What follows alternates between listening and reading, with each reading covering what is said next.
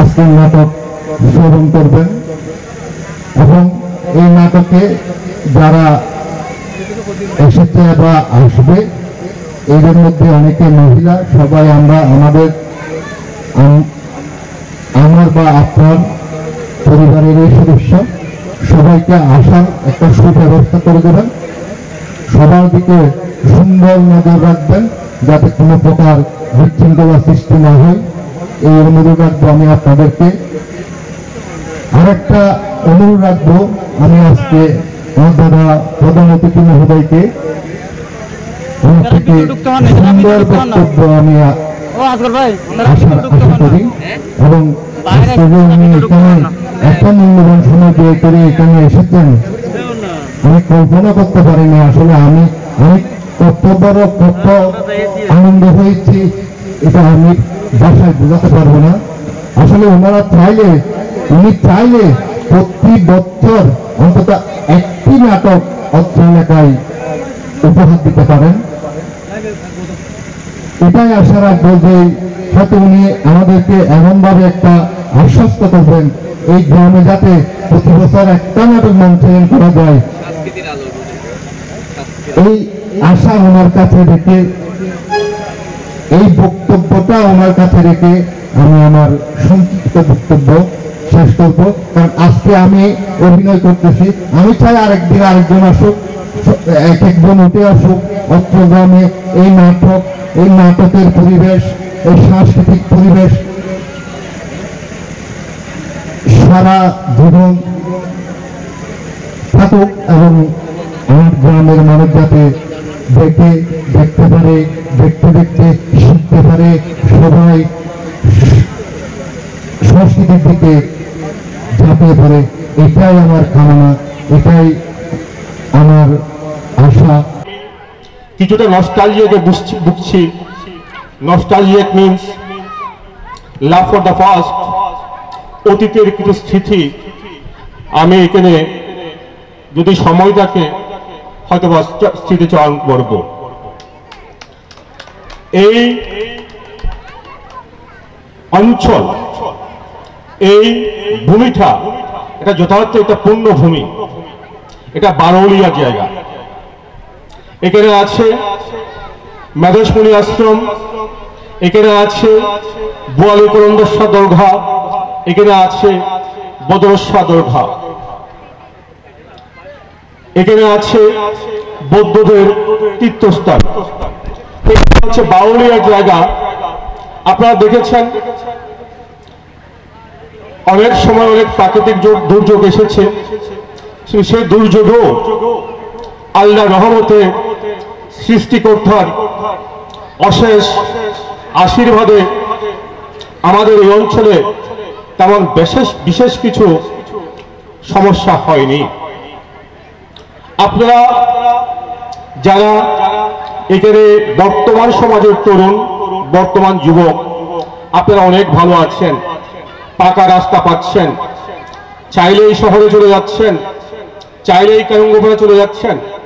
আমাদের কিন্তু পথ চলাটা এতই কিন্তু মসৃণ ছিল না, আমাদের পথ চলাটা ছিল অনেক কণ্টকাকীর্ণ।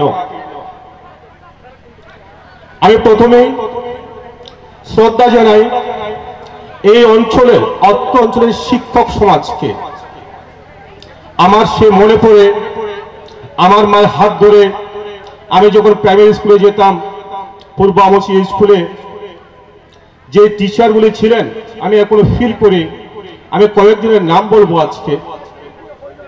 সেই টিচারদের মধ্যে প্রধান শিক্ষক আব্দুল হাকিম, শিক্ষক আবু তাহের, শ্রদ্ধেয় শিক্ষক পরিমল বড়ুয়া, সঞ্জয় চক্রবর্তী। আর মাধ্যমিক স্কুলে যারা ছিলেন আমাদের শ্রদ্ধেয় শিক্ষক বঙ্কিম বড়ুয়া,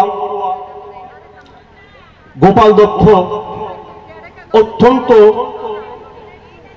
বিনয়ী নম্র শিক্ষক আমি খুব কম দেখেছি, যাদের থেকে আমরা অনেক কিছু শিখেছি। এবং দেখেছি শিক্ষিত সমাজের শিক্ষকদের যে ঐক্য। আপনারা হয়তো সবাই আমাকে তেমন চিনেন না। এই অনুষ্ঠানে আসার কথা ছিল আমার বড় ভাইয়ের, তো খুব দুর্ভাগ্যক্রমে আমি আমার বড় ভাইকে হারিয়েছি। গত 3 বছর আগে। এটা আমার জন্য একটা বড় শোকের। আজকে আমার মেন্টর বাইগণ, উপস্থাপক বৃন্দ আমাকে বিভিন্ন বিশেষণে বিশেষায়িত করেছেন। আসলে আমি তেমন কিছু না। এগুলোর সবকিছুর দাবিদার হচ্ছে আমার শিক্ষক সমাজ, যে শিক্ষকের কাছ থেকে আমরা শিখেছি। এখনো আমি আমার প্রাইমারি স্কুলের শিক্ষককে দেখলে এখন আমি পায়ে ধরে সালাম করতে আমার ইচ্ছে হয়। এই আমার বাবার আন্ডারে আপনারা হয়তো আমাকে চিনেন। আমি আমার নিজের পরিচয়ে পরিচিত হতে চাই না, আমি পরিচিত হতে চাই আমার বাবা মার পরিচয়ে। আমার আইডেন্টিটি আমার বাবা মা, আমার শ্রদ্ধেয় বাবা, স্বর্গীয় বাবা প্রেমহরি চৌধুরী, আমার মা গীতা রানী চৌধুরী, তাদের পরিচয়ে আমি পরিচিত হতে। আমি যত বড় হই না কেন, তারাই আমাদের কাছে প্রধান পরিচয়। আমি আমার এই জন্মভূমিতে আমি চাই না কেউ আমাকে এত বিশেষণে বিশেষায়িত করুক, কারণ জন্মভূমির মধ্যে কিছু ক্রেডিট নেওয়ার কিছু নেই। সবাই আমরা সমান। এখানে আমি যারা যুব সমাজ আছে তাদের জন্য আমি কিছু কথা বলবো। আমি বলবো এটাই, এখানে আমার অনেক কাকারা, কাকিরা, চাচারা, চাচিরা, মুরব্বীরা আছেন, তাদের ছেলে ফেলেও আছেন, ছেলে মেয়েরাও আছেন। ভাইয়েরা আমার, তোমাদের কাছে আমার একটাই অনুরোধ থাকবে, তোমরা যদি জীবনে কিছু করতে চাও, প্রথমে তোমার মা বাবাকে সম্মান করো। তোমার মা বাবা হচ্ছে পরম শ্রদ্ধার বস্তু। মা বাবার থেকে আগে দোয়া নাও, আগে আশীর্বাদ নাও। যারা বাবা মা বুড়ো, তারা কিছু বুঝে না, তাদের চেয়ে আমরা অনেক বেশি বুঝি। এই চিন্তা চেতনা নিয়ে যারা চলে, তাদের ভবিষ্যৎ কিন্তু সুখকর হয় না। একটা অনুরোধ করব, যে ঘরে 5টা ছেলে আছে, বাবা মাকে নিয়ে কখনো ভাগ করবে না। আমার বাবা আমার কাছে থাকবে 2 মাস, আমার মা তোর কাছে থাকবে 3 মাস। এইটা জীবন, এটা হচ্ছে বড় পাপ। এই পাপ কখনো করবে না। তুমি যখন তোমার বাবা মাকে নিয়ে অবজ্ঞা করবা, তোমার সেই ছোট্ট ছেলেটার প্রতি দেখবা, তুমি এই যে ছোট্ট ছেলেটার জন্য তুমি যা কিছু করতেছ, ঠিক সিমিলারলি তার চেয়ে বেশি কিছু তোমার বাবা মা তোমার জন্য করেছে। বাবা মাকে নিয়ে ভাব কিসের? আমার এখানে 1 মাস থাকবে, তোর এখানে 2 মাস থাকবে, এর এখানে 3 মাস থাকবে, এই কাজ কখনো করতে যাবে না। এর চেয়ে বড় পাপের আর কিছু নেই। তারপর আমি বলবো, একটা ইংরেজিতে কথা আছে, world is no way bigger than the mother, no body is better than the father. That means এই পৃথিবীতে যত বড় পৃথিবী আছে, এই পৃথিবীর চেয়ে মা হচ্ছে সবচেয়ে বড় পৃথিবী। যত বড় তোমার আশেপাশে শুভাকাঙ্ক্ষী আছে, অনেকে অনেক ভালো কিছু বলবে, অনেক বুদ্ধি দেবে, কিন্তু তোমার বাবার মতো বুদ্ধিটা কিন্তু কেউ দেবে না। কোনো উপদেষ্টা তোমার বাবার চেয়ে বড় উপদেষ্টা হতে পারে না। বাবা, এই জিনিসগুলো মাথায় রেখে চলতে হবে। তারপর বলবো একতাবদ্ধ। এই একতাবদ্ধতা আমি চাই তোমরা তোমাদের পরিবার থেকে শুরু করো। পরিবার কি? তোমরা 5 ভাই, তোমরা 3 ভাই, তোমাদের মধ্যে প্রতিযোগিতা করবে না। সব ভাই এক হয় না। সব ভাইকে তোমার মা বাবা কিন্তু একইভাবে বড় করেছে। কেউ ভালো করেছে, কেউ খারাপ করেছে, কেউ পয়সা ইনকাম করছে, কেউ করতে পারছে না। যে পয়সা ইনকাম করতে পারছে না তাকে দেখো, সেটা তোমার ভাই। তোমার অনেক বন্ধু বান্ধব থাকতে পারে, তারা আসবে পরে, আগে আসবে তোমার ভাই, তোমার কাছের লোক। সব ভাইদের মধ্যে একতাবদ্ধ। এখান থেকে যদি তুমি একতাবদ্ধতা শিখো, তারপর আছে সমাজে। সমাজে হতে হবে একতাবদ্ধ সমাজ। এখানে কে হিন্দু, কে মুসলমান, কে বৌদ্ধ, এটা কিন্তু বড় ব্যাপার না। বড় ব্যাপার হচ্ছে যে আমরা মানুষ, আমরা সামাজিক জীব। আমরা সমাজে থাকতে হলে একে অপরের সহযোগিতা আমাদের দরকার আছে, আমাদের প্রয়োজন আছে। কারণ গোপাল স্কুলে তোমার এক বন্ধু আছে, তুমি হয়তো মনে করো তোমার ভাইয়ের চেয়ে সে তোমার বড় শুভাকাঙ্ক্ষী, একটা ভুল। সে কারণগোপাল, তোমার কোনো সমস্যার মধ্যে কারণগোপাল থেকে সারোয়াতলি থেকে আসবে আর 10 ঘন্টা পর, তোমার সমস্যার প্রথম যে সহযোগিতার হাত বাড়িয়ে দেবে সে তোমার ভাই, তোমার সমাজ, তোমার পরিবার, তোমার গ্রাম। সো আগে পরিবার, তারপর গ্রাম, তারপর সমাজ, তারপর দেশ। আমরা এখান থেকে যদি আমরা একতাবদ্ধ হই, তারপর আমরা দেশের মানুষ হিসেবে আমরা একতাবদ্ধ। There is no partition between human being. এখানে কে মুসলিম, কে হিন্দু, কে মুসলমান, কে বৌদ্ধ, এটা কোনো। আমার কিছু কথা মনে আছে, আমার মা যখন আমাকে হাত ধরে স্কুলে নিয়ে যেত, আমার এখনো মনে আছে সেই হাজি আশরফ হাজির আকবর ভাইয়ের বোন লুৎফা আফা, সে আমাকে খাওয়াতো। ছোট ছিলাম, এখানে শমসুদা তাজুল ইসলামের বোন ফাতেমা আপা আমাকে খাওয়াতো। আমরা ছোট ছিলাম, আমার মা স্কুলে থাকতো, তারা আমাকে খাওয়াতো। এগুলো কিছু, এগুলো মনে পড়ে। এই জিনিসগুলো কিন্তু আমি ভুলতে চাই না, ভুলতে চাই না এই জিনিসগুলো। যে এগুলি হচ্ছে যে সবচেয়ে বড় স্থিতি, সবচেয়ে বড় মহব্বত। আর দু একটা কথা বলবো তোমাদের প্রতি। এই যে আমি যে বললাম একতাবদ্ধ, ভ্রাতৃত্ববোধ, একটা সমাজ প্রতিষ্ঠিত করতে হলে এগুলির প্রয়োজন আছে। তারপর হবে শিক্ষার দিক দিয়ে। ভাই আমাদের জীবন আমাদের কিন্তু এই যে চলাফেরা, জীবনযাপন কিন্তু এত স্মুথ ছিল না। এখন আমি দেখি যখন আসি বড় বড় হুন্ডা, সিএনজি, আমরা কিন্তু 1 হাঁটু পরিমাণ কাদা নিয়ে নিয়ে স্কুলে যেতাম। সেই স্কুলে নেতৃত্ব দিয়েছি, শুধু স্কুলে যেতাম না, সেখানে কারণগোপাল স্কুলের, কারণগোপালা তো আমাদের চেয়ে অনেক উন্নত গ্রাম, আরো অনেক গ্রাম আছে। প্রফেসরের ছেলে ছিল, প্রিন্সিপালের ছেলে ছিল, অনেক বড় বড় ছেলে ছিল, কিন্তু এই পাহাড়ের পাদদেশ থেকে গিয়ে নেতৃত্ব দিতাম। কিন্তু আমরা নেতৃত্ব দিয়েছি। আমি স্কুলে পড়ে গেলাম, আমার যে জায়গাটা আছে সেটা খালি থাকতো। তো তোমরা পারবে না কেন? এখানে কিন্তু অনেক প্রতিভা আছে, এই প্রতিভাটাকে কিন্তু আমাদের কাজে লাগাতে হবে। সবার মধ্যে প্রতিভা আছে, এর প্রতিভা কাজে লাগানোটাই হচ্ছে যে সবচেয়ে বড় দায়িত্ব। তারপরে আমি আসবো সমস্যা। কেউ যদি এখানে কিছু ভালো কিছু করতে যায়, সে কোনো একটা ভালো কিছু করতে যাচ্ছে, তোমাকে এখানে সমস্যার সম্মুখীন হতে হবে। যদি কোনো সমস্যা না থাকে তাহলে তোমাকে মনে করতে হবে সামথিং রং, এখানে কোথাও ভুল হচ্ছে। সমস্যা থাকবে, এই সমস্যাটাকে ওভারকাম করে, এই সমস্যাটাকে জয় করে তোমাকে তোমার লক্ষ্যে পৌঁছতে হবে।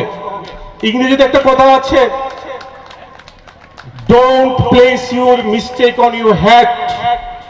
আমি বাংলায় বলবো, it may crush you, place your problem under your feet and make a platform. From that platform you please solve it. এটা অর্থ হচ্ছে সমস্যাকে কখনো মাথার উপর রাখবে না। এই মাথার, এটা এত ভারী জিনিস, তোমাকে কিন্তু ভারে নিমজ্জিত করে ফেলতে পারবে। তুমি সমস্যা সবসময় রাখবে পায়ের নিচে, পায়ের নিচে রেখে এটাকে প্ল্যাটফর্ম হিসেবে সাজাও। এই প্ল্যাটফর্মে বসে তুমি পারফর্ম করো। সমস্যা মাথায় রাখা যাবে না, সমস্যাটাকে পায়ের নিচে। আজ একটা কথা বলবো,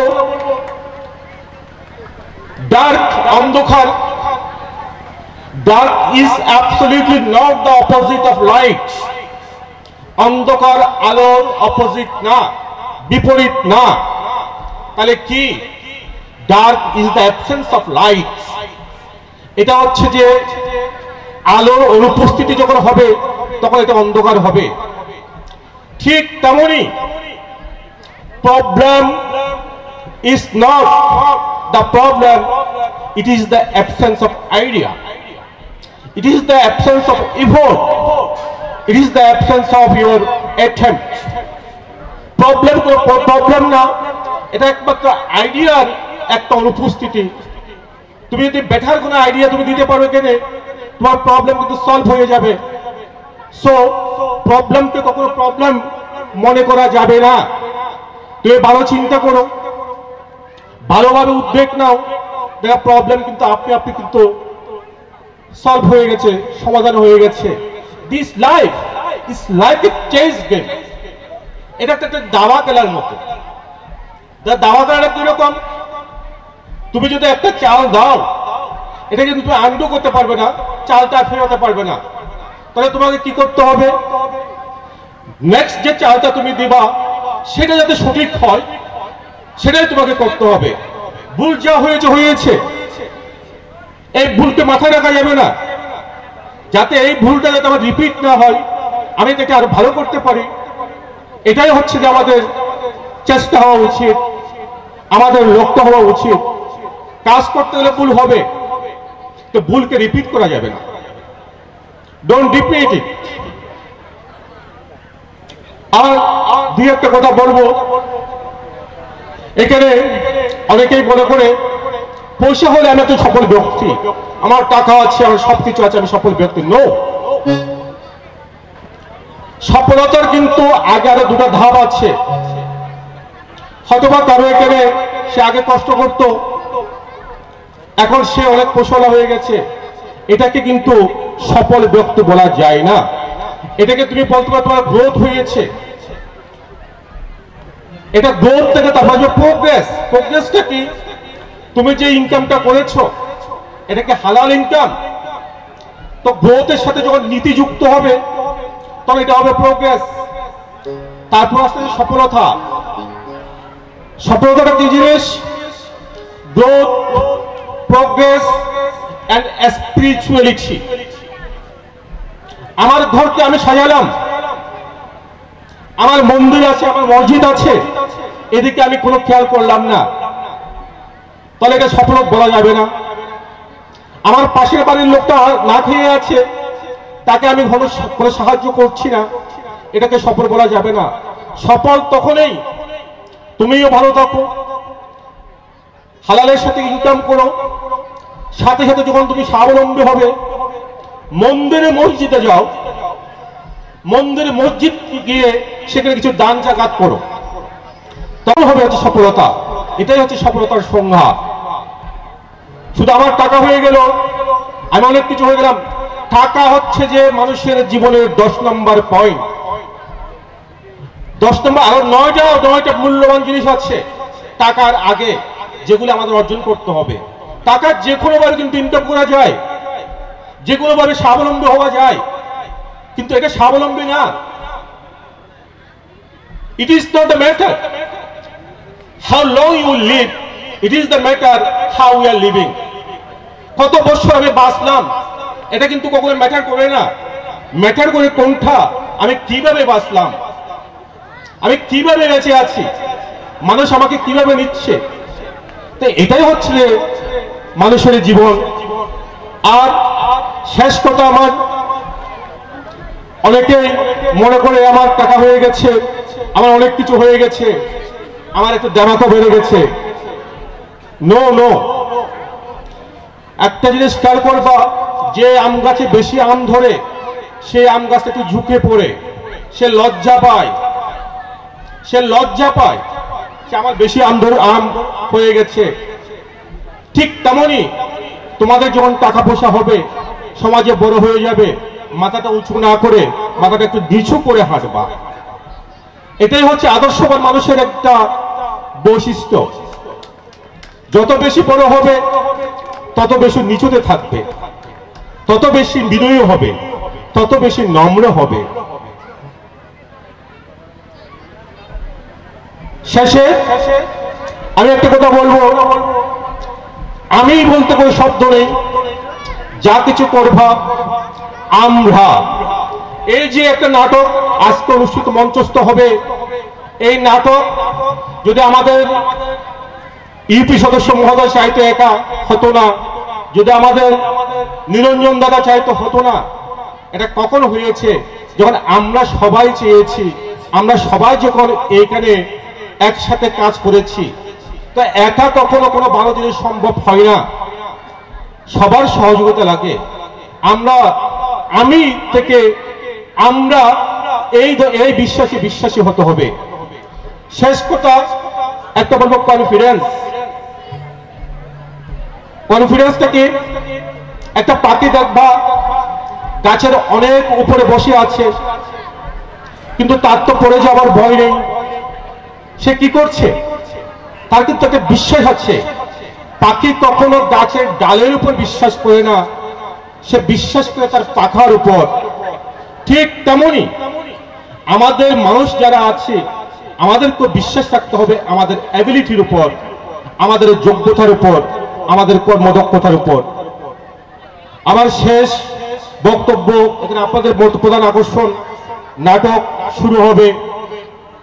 আমাদের ইবি সদস্য জসিম তালুকদার মহোদয় যিনি বললেন, সম্ভব এই যে সংস্কৃতি, গান বাজনা, নাটক, নাচ, এগুলি শিক্ষার একটা পরিপূরক, শিক্ষার একটা অঙ্গ।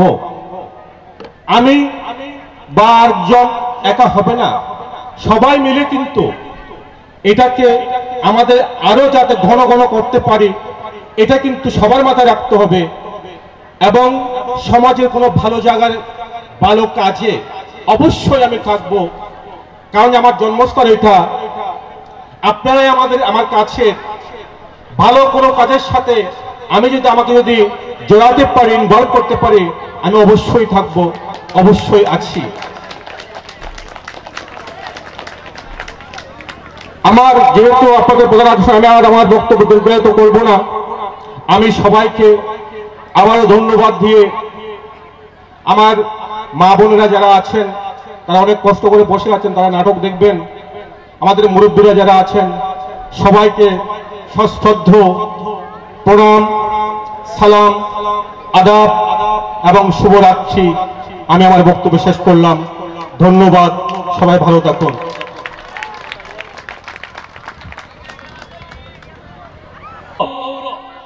প্রকাশ চৌধুরী আজকে গার্মেন্ট শিল্পে নতুন দিগন্ত সূচনা করেছেন। তিনি আছে বাংলাদেশে থাকেন, কালকে কানাডা, পরশু আমেরিকা, তরশু আরেকটা কোনো দেশে। আজকে উনি আমাদের সময় দিচ্ছেন, এটি হচ্ছে আমাদের সবচেয়ে বড় কথা। তিনি আমাদের সন্তান, আমাদের এই মাটি থেকে ফুরে ওঠা সন্তান। আজকে আমরা এই গ্রামবাসী, এই এলাকা প্রকাশ চৌধুরীকে পেয়ে ধন্য অনুভব করছি। প্রকাশ চৌধুরীকে আমাদের এই নাটকের পরিবার থেকে অভিনন্দন জানাচ্ছি। তিনি যেন আগামীতেও আমাদের এই সব কর্মকাণ্ডে উপস্থিত থাকতে পারেন। আর বিশেষ কিছু বলবো না, নাটকের সময় হয়ে গেছে, আমরা নাটক দেখব। আজকে নাটকে যারা অভিনয় করবেন প্রত্যেকে আমাদের ছেলে, কেউ ভাই, কেউ বোন। আপনারা সে সুন্দর দৃষ্টি দেখবেন। আমরা আজকে আলোচনা শেষ পর্যায়ে এসে পড়েছি। এখন বক্তব্য রাখবেন আজকের এই আলোচনা সভার সম্মানিত সভাপতি, আমাদের এলাকার কৃতি সন্তান, টেকনাফ সরকারি কলেজের প্রধান শিক্ষক, বিশেষ শিক্ষাবিদ উদয়শেখর দত্ত। বক্তব্য রাখছেন উদয়শেখর দত্ত।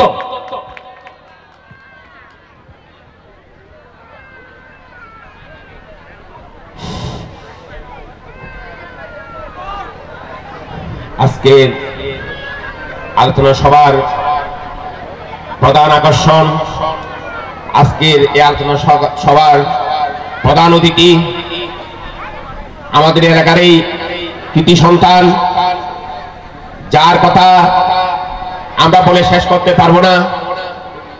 আমি আজকে যারা আজকে আমাদের এই আলোচনা সভায় উপস্থিত আছেন, আমি সকলকে আমার আজকে যারা আমার অনুষ্ঠানে বিশেষ অতিথি হিসেবে উপস্থিত আছেন, আমি আজকে যারা এই নাটক উপভোগ করার জন্য আসছেন, আমি সকলকে জানাচ্ছি আমার শ্রদ্ধাভাজন, সকলকে জানাচ্ছি আমার সালাম, নমস্কার, আদাব এবং প্রণাম, সশ্রদ্ধ প্রণাম।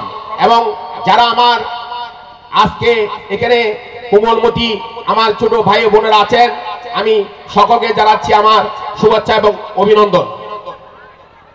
বিশেষ করে আজকে আমাদের এই নয়াপাড়া, আমাদের উত্তর কলন্ডা গ্রামে এই যে ধরনের একটা সামাজিক নাটক হতে যাচ্ছে, এটার জন্য আমি অত্যন্ত আনন্দিত এবং গর্বিত। যারা আজকে এই নাটক উদযাপন করার জন্য উদ্যোগ নিয়েছেন, এবং আমি তাদেরকে আমাদের সমাজের পক্ষ থেকে, সকলের পক্ষ থেকে, আমার ব্যক্তিগত পক্ষ থেকে, আমাদের আজকে অনুষ্ঠানে যারা অতিথি হিসেবে উপস্থিত আছেন সকলের পক্ষ থেকে আমি সকলকে জানাচ্ছি কৃতজ্ঞতা এবং ধন্যবাদ। আর আজকে যারা আমাদের এখানে, আমাদের এলাকার সন্তানেরা যারা আজকে নাটক করতে যাচ্ছে, তাদের অনেক ভুল ত্রুটি হতে পারে, আপনারা ক্ষমা সুন্দর দৃষ্টি দেখবেন। এখন অনেক রাত হয়ে গেছে, আমি আর বিশেষ কিছু বলতে চাই না। বিশেষ করে আমি একটা কথাই বলবো, আজকে যারা আমাদের প্রধান অতিথি, বিশেষ অতিথির কথাগুলো যদি আপনারা এখানে যারা এই উপস্থাপনা করেছেন, তাদের কথাগুলো যদি আজকে আপনারা গুরুত্ব সহকারে বুঝে নেন, তাহলে আমি মনে করব আপনাদের আসল আজকে যে অনুষ্ঠানে এসে সার্থকতা অর্জন হবে। আপনাদের ছেলেমেয়েরা আগামী দিনের সুনাগরী হিসেবে গড়ে উঠে আপনাদের সুনাম অর্জন করতে পারবে। আমি এই প্রত্যাশা করে সকলের উত্তরোত্তর সফলতা কামনা করে সকলের ভবিষ্যৎ সুন্দর হোক, সফল হোক। আজকে এখানে যারা উপস্থিত হয়েছেন সকলেরকে ধন্যবাদ ও কৃতজ্ঞতা জানিয়ে আমি আমার সংকল্প শেষ করলাম। সকলকে ধন্যবাদ।